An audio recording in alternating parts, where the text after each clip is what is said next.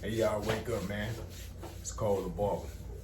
So I want to talk to y'all barbers about intimidating clients, right? Because I seen this a lot. I seen this at a high rate. You understand? Working inside of shops over the past few years, seeing how barbers post and hearing client stories about barbers. Man, listen. A lot of you barbers are making your income strictly off of intimidation, which is a horrible way to make money, because those people, they're gonna eventually leave, right? So you got a lot of barbers that intimidate clients. And what I mean by that is this: like, if you working inside of a shop, the client decides to choose another barber within the same shop. You should be happy that the client is keeping the money within the shop. You understand? And you should also be in an abundance mindset to where losing one client shouldn't hurt, right? You feel what I'm saying? But instead, you got a lot of barbers will strike an attitude with a client because they chose to go to another barber. You see what I'm saying? And what happens is the client may feel a little intimidated and eventually start going back to the other barber or leave the shop in a hole. Now you're taking money not only out of your pocket, but the other barber's pocket. And you're messing up your reputation. Because reputation is key as a barber. How you treat people, whether they choose you or not, will, go towards your reputation. You understand? Because if you treat people bad, they can decide to choose you as a barber or not, but then they leave with this image and perception of you in their minds, and they go tell everybody. They tell other people, and now that's your reputation as the mean barber, as the snobbish barber or whatnot. You gotta watch how you treat people. And it's like some barbers, they even like call people up like, hey, man, you ain't came in a while, man. What's up, man? What you went found another barber, etc., right? And when that happens, the client may even come back, or once again, it's detrimental to your reputation. But it's a lot of intimidating going on.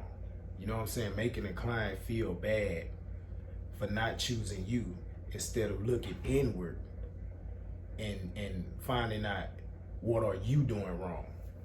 Because that may not even be the client for you. Your services may not even be set up to attract those type of clients. You may have a corporate professional, right? And you cut them, but you may be a barber that smoke weed and kind of hang out in club all the time and really don't, cater to professionals. Come in the shop all different times or whatever. You free to do what you want. You're a barber. And this corporate person, they may even find you cool, but it just don't fit them because it didn't, your services wasn't set up to attract that client. And you should be cool with that. You know what I'm saying? And then it may be vice versa. And this happens to me. I set my services up pretty professional. I try to attract the corporate workers, the doctors, the lawyers, anybody that's just the average working male or female, And sometimes I'll get super thugs because they see the haircuts online and they want that cut. But then when they get here, I'm not talking about,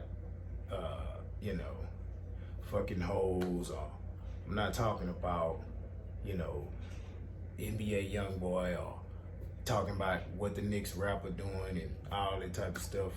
you know, who hit what lick and all that. I ain't talking about none of that.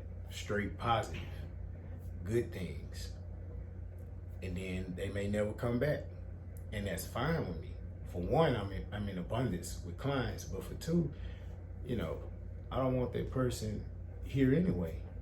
You know what I'm saying? Not that I think they just a horrible person, because people could change. I'm not gonna be judgmental, but that's not who my services are set up to attract. You understand? I'm not gonna hit them up and say, hey man, why? Man, you ain't came in a while, I ain't seen you, what's up, man? You know, et cetera, et cetera. Ain't gonna be none of that. You understand?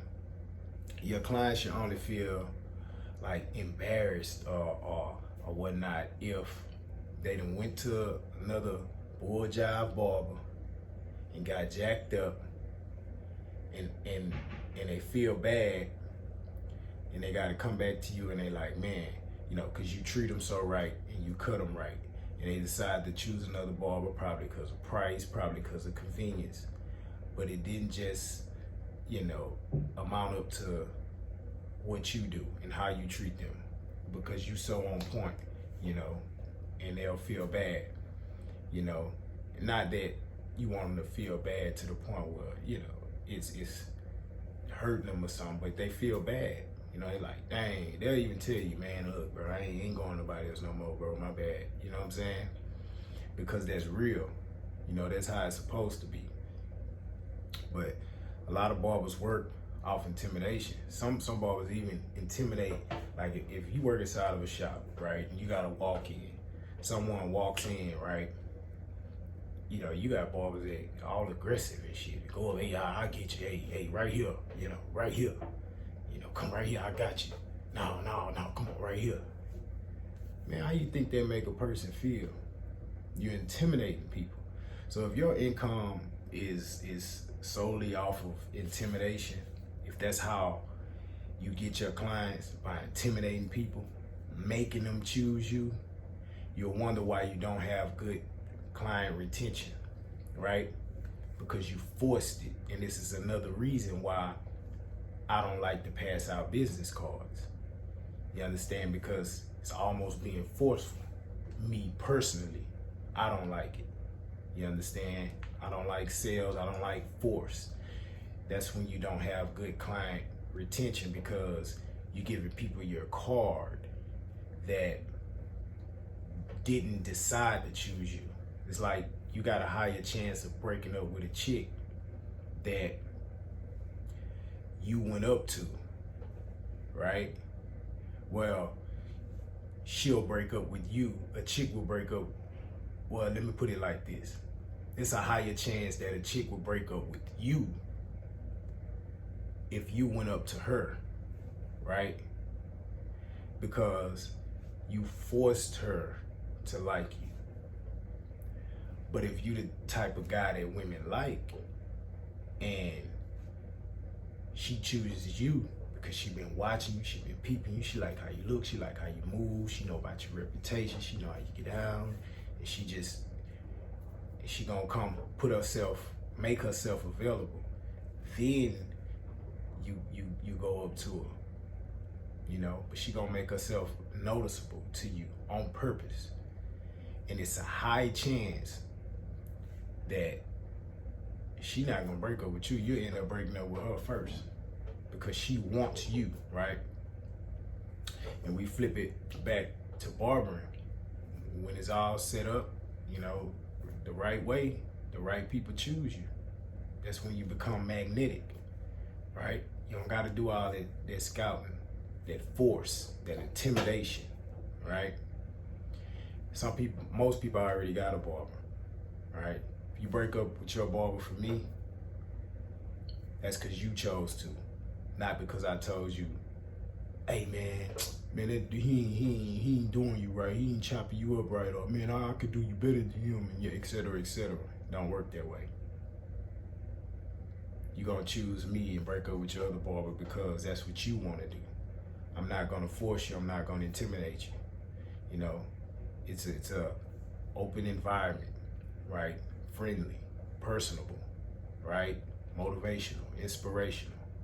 You see what I'm saying? It's magnetic, gravitating, right? So if your income is strictly off intimidation, man, you're gonna lose as a barber. You understand?